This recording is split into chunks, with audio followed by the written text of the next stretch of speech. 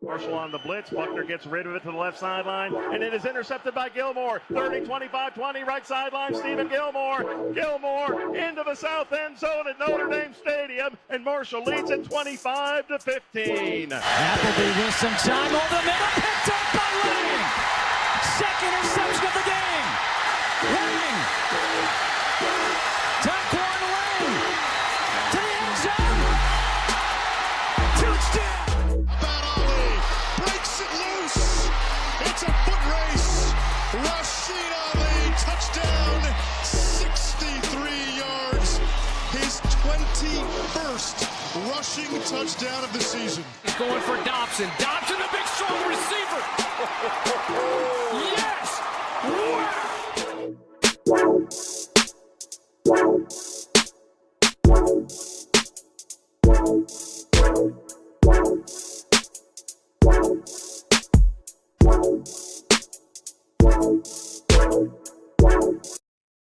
Welcome back, everyone. Thanks for tuning in.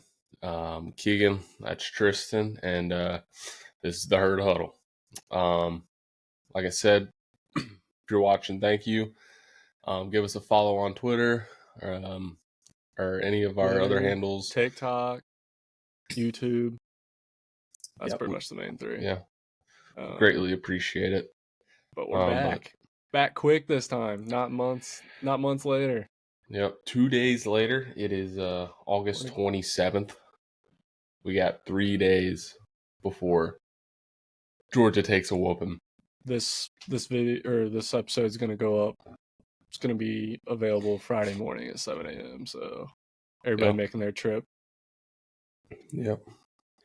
This video is just a preview of what we expect going into Saturday and a little more of everything else that's going on, but let's dive in.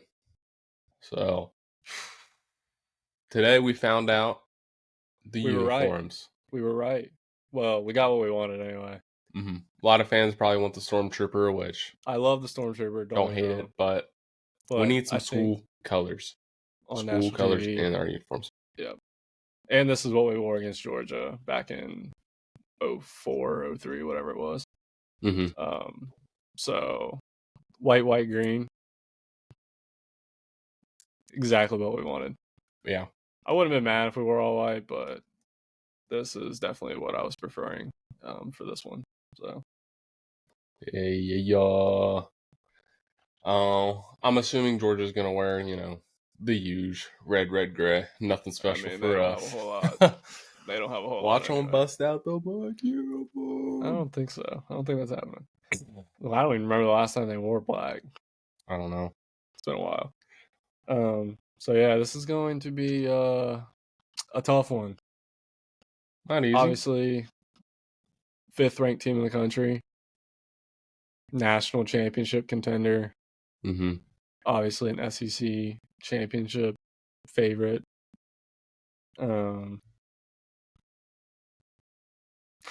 I don't even know where to begin. I mean, this is going to be tough.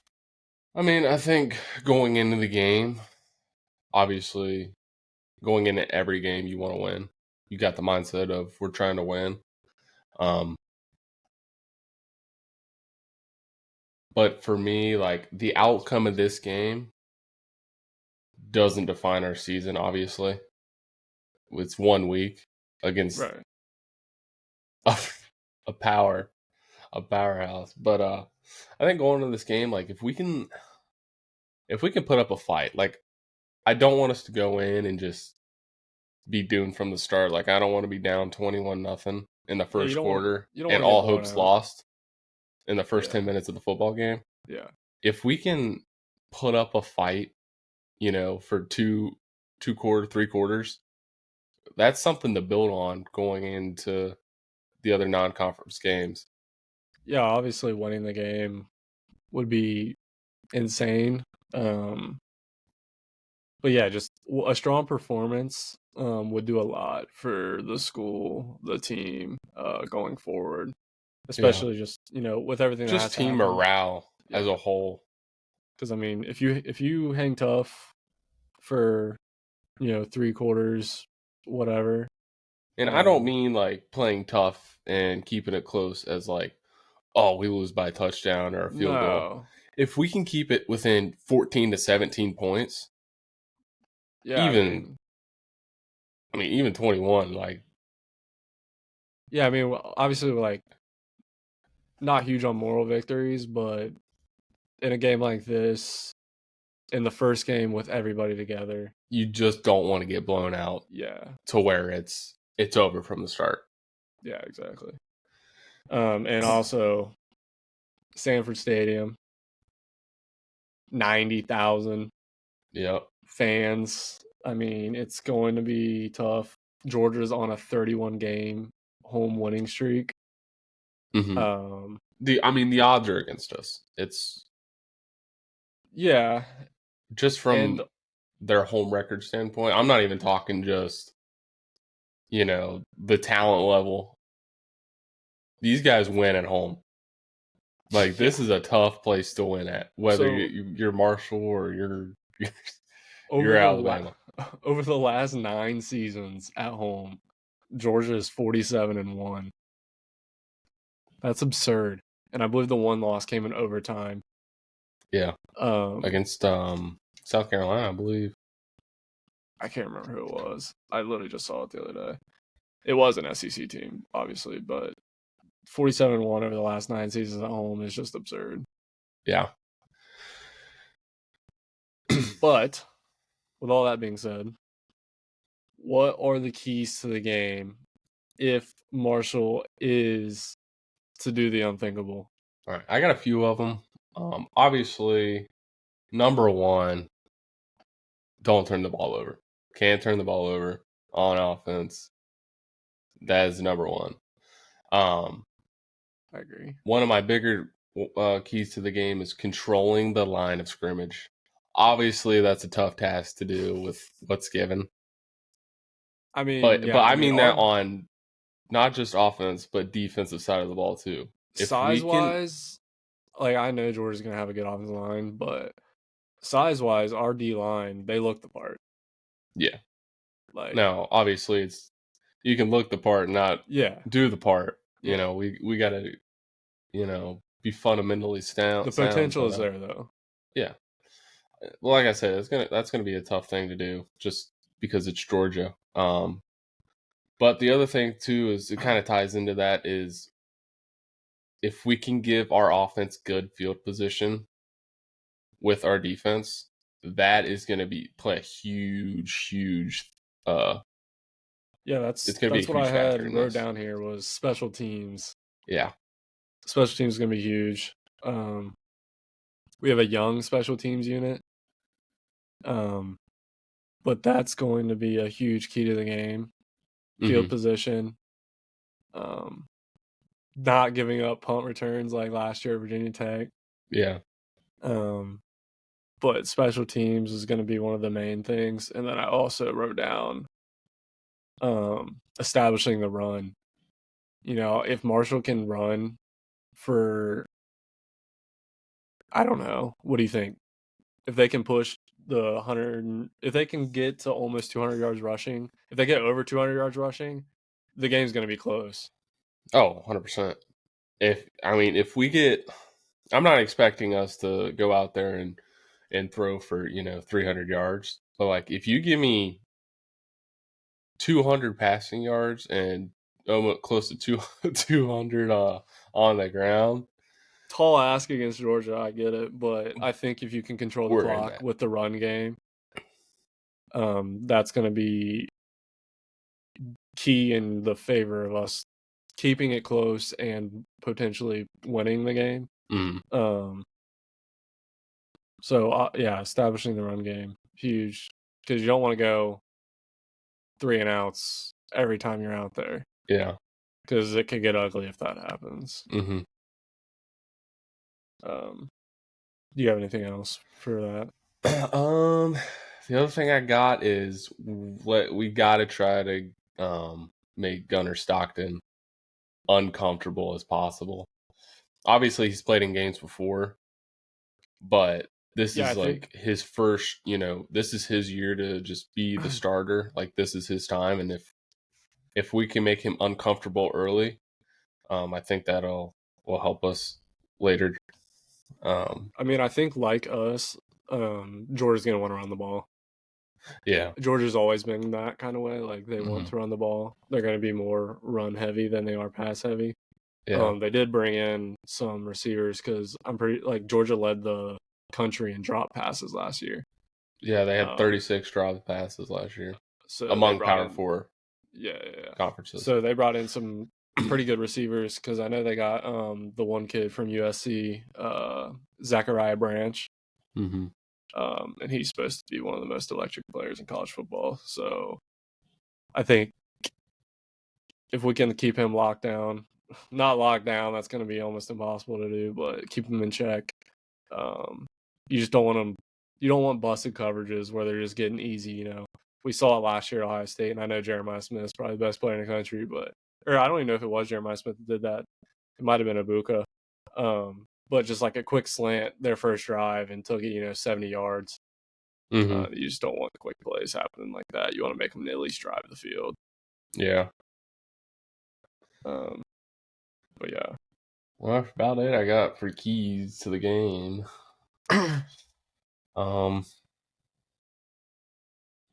Next thing is I'm going into this game expecting Carlos to be the starter. Yeah.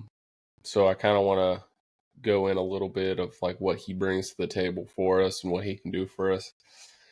Obviously, Carlos hasn't played a bunch of college football, but the kid, he's got tangibles that can help us win every Yeah, week, not he just this week. wasn't that highly recruited out of high school for nothing.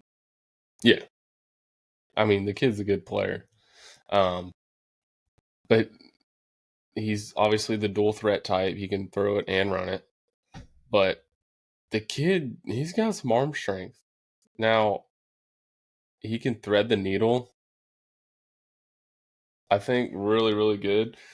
But I think if we can just rely on the run game and use him as use his legs more than maybe Yeah, we 'cause, want to use his arm and keep the yeah, ball on the 'cause ground, keep that clock running, and get long, drives going to where we're killing clock and keeping our defense, um, healthy, obviously, but keeping the energy up and not getting them tired on the sideline and keep coming out. If we're getting 3-and-outs, you don't want them to keep coming out and getting tired and tired and tired because, like you said, that's when it gets ugly. yeah. And Carlos, that's a big part of his game is his legs. Like, and he's gonna look to run people over too. Yeah. Um, I still think we're gonna see all three of them at some point Saturday. I mean, obviously, like, if the game does go in our favor, when we're in this game, I doubt we're going to see another quarterback. You're not going to sit here switching quarterbacks if you have a chance to win the game because obviously whatever's happening is working. Yeah. So you don't want to mess that up. But if for some reason it does go south, we're for sure going to see. And even early in the game, I still think we're going to see more than one guy. You might see some packages for Zion or Ja'Kai early in the game too, just to kind of get their feet wet. I guess we really don't know until 3:30 Saturday, but yeah. So we'll see. But and same with running backs. I wouldn't be surprised if we see 3, 4, 5 different running backs Saturday. Yeah, I'm kind of planning on seeing all of them that have been listed within the top 4 of the depth chart. Obviously, I think we're going to see Barbie and Michael Allen the most. I think.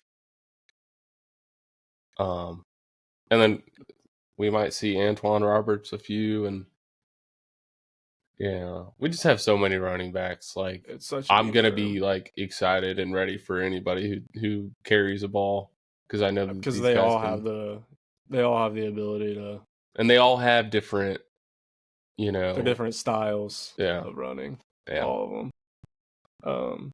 Yeah. The running back. I think the running back room is one of my favorite rooms. Like that, I'm most excited to see. Yeah, I'm also interested to see who is going to be. Did it list like who's going to be, kick and punt returner? Like, do we know that? I'm assuming it's probably going to be one of the running backs, at least for kick return. But I cannot remember what that said. Let me see if I can pull it up real quick. But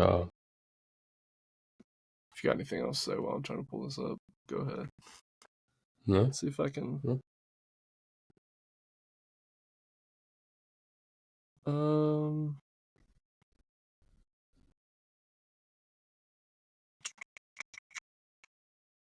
No, I can't even find it.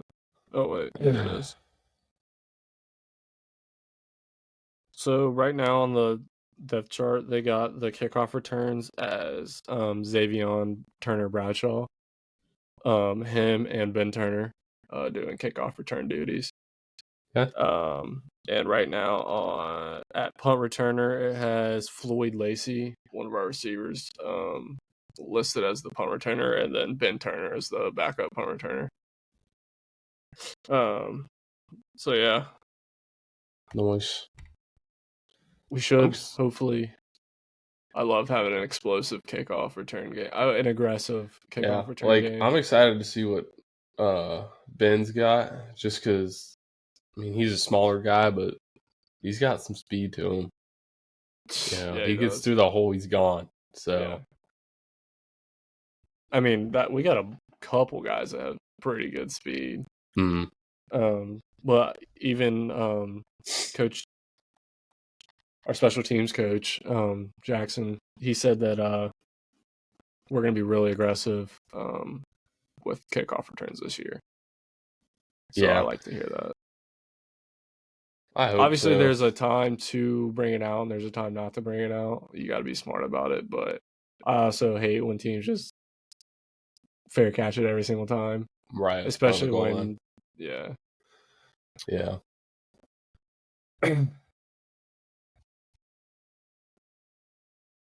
So, we're heading down Friday morning. Weather keeps changing every hour, it feels like. I believe the last I looked, it said 75 with like a 60% chance of rain. So I'll take that. Yeah, I mean, even if it's 80. Yeah, I mean, no matter what, like it's going to be way better than I expected because I thought it was going to be so hot. But yeah, do you have anything else you want to touch on for the game? Specifically the Georgia game, I should say. No, I don't think so. It's super hard. The only other thing that I really am intrigued to see is how good our field goal unit is this year. Yeah, because I mean, we got the kid from Ireland, the 24-year-old freshman, Lorcan Quinn. They said he's been booting 60, 70 yards at practice, but obviously that's practice. And he's never played in a real American football game before. Or in the atmosphere he's about to encounter. Yeah, so we'll see how that goes Saturday. But I'm excited. I just, if we can be consistent, get points when we can get points and not, leave points on the board when we shouldn't have. That's another, I guess, key to the game, I guess you could put. But, yeah. I would also, I mean, we have nothing to lose. Like, I would be aggressive. Yeah. Obviously, you don't where you're want out on the field. Get guys hurt, but no. I just mean like as far as like going forward on fourth downs, stuff like that. Depending on where you're out on the field, I would definitely be aggressive because we have pull out anything you got. I mean, if it's freaking 4th and 4, you don't want to show the 45-yard line. Like, it depends how the game's going. Obviously, it depends. No, if you have a chance to win late, pull out everything you can. Oh yeah, empty the clip. But I mean, again, no matter what happens, like we get the team, they get a chance to showcase themselves in Marshall University on one of the biggest stages in college football. Yeah. So it's going to be an experience. It's going to be a fun time. I can't wait to get down there. Heck yeah, man. It's so hard to preview. It's hard to preview games like this, especially week 1 especially this season when you just have so much unknowns. Yeah. There's Like, nothing really to no kind of stats prepare to go yourself off for. of. Yeah. I mean, it's like starting a team from scratch. Yeah. And like us as fans, we don't get to see spring ball and practice every day. Yeah. And all that. So we're really about to see our football program basically for the first time on Saturday at 3:30. So obviously the previews in the future, like, they're going to be a lot more. They should be a lot more in depth. We'll make sure they're a lot better. But once you have some stats and kind of know who's playing what position and like just kind of get into the season and actually know how teams are performing, including the teams you're playing, obviously. Yeah, it'll get a lot better. I think the first victory we can take away. I mean, not take away. First victory we can get Saturday is winning the coin toss and choosing to defer. That would be get a stop early. Yeah, score early. Put the pressure on them. Mm-hmm. So let's go into this. We got a question on Twitter or X, whatever you guys call it, from the Kelly Green Report. And his question was, outside of the Hall of Famers, Moss, Pennington, Leftwich, Curry, Brown, and Bradshaw, who is our Marshall Mount Rushmore? So I was thinking about this a lot yesterday. So you're gonna name 4 guys. 4 guys. I was thinking about this a lot yesterday, and I kind of went 2010s to now. I didn't do anybody before 2010. Yeah, I'll probably do that too, just because I really wasn't alive for those. So I mean, I was, but to answer the question, I'll give mine, and then you can either agree with me or give us yours if it's different. Or I'm sure we'll have some of the same, maybe some different. So I went, obviously, Rakeem Cato. Yeah. No brainer, Rakeem Cato. Yeah. And since I have Cato, and then after that, Mike Green. Obviously, I'm putting Mike on my Mount Rushmore. And then my final 2 spots. So I think Cato and Mike Green might have been my 2 easiest ones. Yeah. My 3rd pick, I'm going Rockhead. Devin Johnson. And then to round out my Mount Rushmore, I went Tommy Schuler. Yeah. But I had some honorable mentions that I was deciding between. So I was also kind of deciding between, like, on the defensive side of the ball, Evan McKelvey. Yeah. Or even DJ Hunter. Yeah. And then I also put as an honorable mention Gator Hoskins. I was thinking Gator, but then I was like, well, Yurichek was pretty good tight end. Yeah, there's just so many guys, so it was so hard to narrow down the 4. But I think my 4, Cato, Mike Green, Rockhead, and Tommy Schuler is what I'm going to say is my 4. I definitely put Mike Green and Cato up there. My 3rd would probably be Neville Hewitt. Okay. Yeah. I would probably put him up there. 4 is a toss-up, like you said. Tommy Schuler was just that guy's insanity run, man. That whole team was just insane. Like, you could literally just grab 4 guys off that team. I'm trying to think. And again, I didn't go before 2010, so it's just before 2010 or after 2010. Gosh. Yeah, I don't know. I guess I feel like I'm forgetting somebody. Probably am. I'm sure we are. It was so hard to come up with a list, but yeah.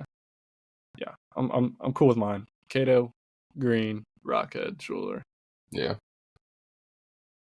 So you're going Cato, Green, Cato, Green, Noble Hewitt, Noah and Hewitt, I'd probably throw Tommy Schuler in there. and you're still going to take Schuler. So our only difference was Rockhead and Mm-hmm. And Neville. Hewitt. All right. I like that. So if you guys are listening or watching, comment below your Marshall Mount Rushmore, and we'll you guys do the same thing, 2010 to now. We'll see what you guys put. Maybe Justin Rollwasser. Thanks for the question, Kelly Green Report. Justin Warwasser. So let's get into this. Score predictions. Give me your score prediction, and then I'll give you mine. And Okay. then we have a quick segment to do that we collabed with the burners on. All right. My score prediction is gonna be 38-17. Okay. Georgia, I assume. Oh yeah. Now, if it becomes a game, I think it'll have to be lower scoring. So I would go like 24-21. Yeah. I think. But I'm gonna go 38-17. 38-17. Maybe 34-17. Okay. I'm going to go with, obviously, we're biased and our hearts want the win. So, like, we want to say a Marshall win. Mm-hmm. But I think it might be similar to the Ohio State game last year, which was, 42-14? Yeah. I'm going to say, what did you say? 38? 38-17, yeah. 38-17. I was going to say 42-17, but that's too similar. So let me go. Actually, you know what? This is going to be a dogfight. It's coming down to the end. We're going to lose. I think it's going to go. Give me 28-24. It's going to be a dogfight. Us or them? Them. Okay. I want to say us, but since I'm going to make it a dogfight, I'll give it to them. Okay. All right. So the segment we collabed with some fans, some burners. Gonna get everybody else's predictions on the game. So the first one we got here is from the Kelly Green Report. And they say 27-24 Herd. All right. Gonna be a lot of Herds on this list, I can tell you that right now. For sure, I respect it. Do not hate it. Second one is from the Herd Helmet, and they said 22-19 Herd. Oh, that's different. I like that. A little weird score Like that. there. Our guy Casey from the Herd Bros chimes in, and he says it's gonna be 34-13 Dogs. All right. Can't argue with that. Can't argue it. Let's see what's next. The Herd Scoop says 35-34 Marshall. Ooh, putting up 35 on these dudes. 1 point win over the number 5 team in the country. Next, we got our guy Blake Keller, Marshall legend. Mm-hmm. He's not feeling it though. He says 42-3 Dogs. Ugh. Oh, let's hope. How are we gonna do that? 42-3. I better not travel down to see us score 3 points. That would be brutal. After that, I don't know if it's just me, but you're a little blurry, my guy. So are you. Am I? Yeah. Damn, that's not good. I hope this whole episode isn't like that. Anyway, oh well, it happens. Don't know if I'm gonna say this right, but Jingram says 24-3 Georgia. I'll take that. Wish we could score a touchdown or two, but I'll take that. Yeah. And then Kim the Intellectual says 35-3 Georgia. Mm-hmm. What's up with the threes? I don't know. Colt James says it's going to be 42-7 Georgia. Toby Payne's mullet says 38-17, but he didn't tell me who was winning, so we're going to assume that's Marshall. We agree. Well, sort of. Marshall Muse says 45-17 Georgia. And then last but not least, Foxborough Forever chimed in and said 42-27 Dogs. All right. Well, looks like nobody really has faith in us. Yeah, Most of them were were 3. We score 3 or we score 7. But guess we really can't argue with it. Yeah. We just got to go shock the world. Yeah. So that's it for this preview. Hopefully if you're listening on Spotify, it doesn't matter. You can't see our ugly mugs. But if you're on YouTube, I apologize if it's blurry. Yeah. I don't know what happened. We weren't blurry at all last time. I can't tell if am I blurry too? Because you've you're been blurry like this whole time. Yeah, you've been blurry this whole time, but I've been perfect on my screen. Same. But that's also just because. I don't know. Maybe it'll be all right. Maybe it won't. We'll see. I don't know why. It was fine last time, but anyway. Thanks for watching, guys. everybody. This is going to drop. And then we'll hit you guys back up Monday morning, 7 a.m. with a post-game recap. So be on the lookout for that one. So, you want to take us out of here? Yep. Thanks for watching, guys. And as always, go Herd. Go Herd. Marshall on the blitz. Buckner gets rid of it to the left sideline, and it is intercepted by Gilmore. 30, 25, 20, right sideline, Stephen Gilmore. Gilmore into the south end zone at Notre Dame Stadium, and Marshall leads it 25-15. Appleby with some time over the middle, picked up by Lang. Second interception of the game. Lang. Taquan Lang to the end zone. Touchdown. It's a foot race. Rashid Ali, touchdown, 63 yards. His 21st rushing touchdown of the season. He's going for Dobson. Dobson, the big strong receiver. Yes! Wow.